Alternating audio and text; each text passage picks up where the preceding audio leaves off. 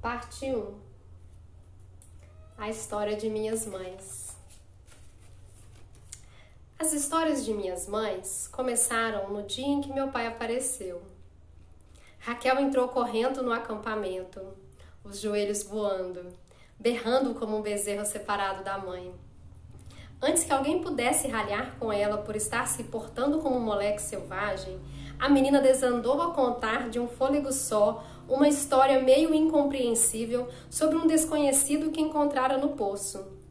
As palavras transbordando como água respingando na areia. Um homem impetuoso, sem sandálias. Cabelo emaranhado, rosto sujo. Beijou-a à boca, era um primo. Filho da tia delas. Dera água aos carneiros e cabras para ela e afugentara os valentões que estavam perto do poço. Que bobagens são essas que você está dizendo? Perguntou seu pai Labão. Quem é essa pessoa que está lá no poço? Quem o acompanha? Vem com uma comitiva? Quantos sacos de viagem está trazendo? Ele vai se casar comigo, disse Raquel sem rodeios, assim que recuperou o fôlego. Disse que nasci para ele e que se casaria comigo amanhã se pudesse. Está vindo aí para pedir isso ao senhor. Lia amarrou a cara ao ouvir o aviso. Casar com você? Disse ela cruzando os braços e endireitando os ombros. Você só estará pronta para o casamento daqui a mais 1 ano, disse a moça mais velha, que embora tendo pouca idade mais que Raquel, já se comportava como a principal figura feminina a gerir as pequenas posses de seu pai. A dona da casa de Labão, com seus 14 anos de idade, gostava de usar um tom de voz altaneiro e maternal para falar com a irmã menor. Que história é essa? E como é que ele chegou a beijar você? Aquilo era infringir seriamente os costumes, mesmo ele sendo um primo e Raquel ainda sendo considerada uma criança. Raquel espichou o lábio inferior fazendo um beiço que poucas horas antes teria sido visto como infantil. Alguma coisa tinha acontecido desde o momento em que ela abrira os olhos naquela manhã. E o assunto mais premente em sua cabeça havia sido tentar descobrir o lugar onde Lia escondia o mel. Lia, aquela imbecil, nunca o dividia com ela. Preferia guardá-lo para oferecer as visitas, dando de vez em quando um pouquinho para aquela figura patética que era Bilá e para mais ninguém. Agora, Raquel só conseguia pensar no homem desgrenhado que a fizera estremecer até os ossos. Em um choque de mútuo reconhecimento quando seus olhos se encontraram.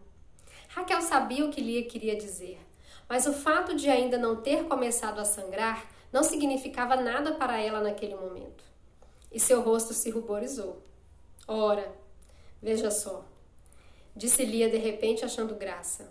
Raquel ficou apaixonada. Olhem para ela, insistiu. Alguém já viu essa menina corar antes? O que ele fez com você? Perguntou Labão, rosnando como um cão que fareja a presença de um intruso perto de seu rebanho. Cerrou os punhos, franziu o sobrolho e voltou toda a sua atenção para Raquel, a filha em quem ele jamais batera, a filha que ele raramente olhava de frente.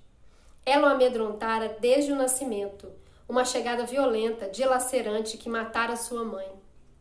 Quando a criança afinal nasceu, as mulheres ficaram espantadas ao ver como era pequena, sendo uma menina ainda por cima, para ter causado tantos dias de sofrimento, ter custado à sua mãe tanto sangue e, por fim, a morte. A presença de Raquel era poderosa como a lua e igualmente bela. Ninguém podia negar sua beleza. Quando eu era criança e idolatrava o rosto de minha mãe, sabia que a beleza dela empalidecia diante da beleza de sua irmã mais nova. E admitir tal coisa fazia com que eu me sentisse uma traidora. No entanto, negá-la seria o mesmo que negar o calor do sol. Raquel tinha uma beleza rara e impressionante. O cabelo castanho possuía reflexos acobreados e a pele dourada como mel era perfeita. Nessa moldura cor de âmbar, os olhos brilhavam surpreendentemente escuros, não um simples castanho escuro, mas o negro da obsidiana polida ou das profundezas de um poço. Embora tivesse uma ossatura miúda e mesmo quando estava esperando criança, seios pequenos, suas mãos eram fortes e vigorosas e sua voz rouca parecia pertencer a um tipo mais corpulento de mulher. Certa vez, houve 2 pastores discutindo sobre o que Raquel teria de mais bonito. Uma brincadeira que eu também fazia. Para mim, o detalhe mais deslumbrante da perfeição de Raquel eram suas faces, altas e firmes em seu rosto, como se fossem figos. Quando eu era bebê, costumava estender as mãos para elas, tentando pegar a fruta que aparecia quando Raquel sorria. Depois, percebi que isso era impossível e passei a lamber o rosto dela na esperança de sentir o gosto da fruta. Isso provocava em minha linda tia grandes risadas que lhe sacudiam o corpo. Ela gostava mais de mim que de todos os sobrinhos homens juntos. Pelo menos era o que me dizia enquanto penteava meu cabelo, fazendo as tranças esmeradas que a minha própria mãe não tinha tempo ou paciência para fazer. É quase impossível exagerar a extensão da beleza de Raquel. Ainda bebê, era uma joia no colo de quem a levasse de um lugar para outro. Um ornamento, um prazer raro. A criança de olhos negros e cabelos dourados. Seu apelido era Tuque, que quer dizer doçura. Todas as mulheres se revezaram nos cuidados da Raquel depois que sua mãe, Una, morreu. Una era uma hábil parteira conhecida por sua risada gutural, e sua morte foi muito lamentada pelas mulheres. Ninguém reclamou por ter de cuidar da filha órfã de Una, e até os homens, para quem os bebês tinham tantos atrativos quanto as pedras dos fogões, curvavam-se para tocar com as mãos calosas aquele rosto extraordinário. Erguiam-se cheirando os dedos e sacudindo a cabeça, perplexos. Raquel tinha cheiro de água. Realmente, por onde quer que minha tia passasse, lá estava o cheiro de água doce, de água fresca. Era um cheiro inacreditável, verde, delicioso, e naquelas colinas áridas, o cheiro da vida e da riqueza. Na verdade, durante muitos anos a família de Labão só não passou fome porque tinha um poço em suas terras.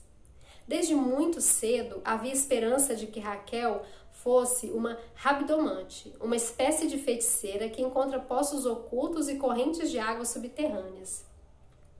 Ela não satisfez as expectativas, mas de alguma forma o aroma de água doce emanava de sua pele e impregnava suas túnicas. Sempre que um dos bebês sumia, era muito comum encontrarem o pequeno tratante, um dedo na boca, profundamente adormecido sobre os cobertores de Raquel. Não admira que Jacó tenha ficado encantado à beira do poço. Os outros homens já estavam acostumados com a aparência de Raquel e até com seu surpreendente perfume.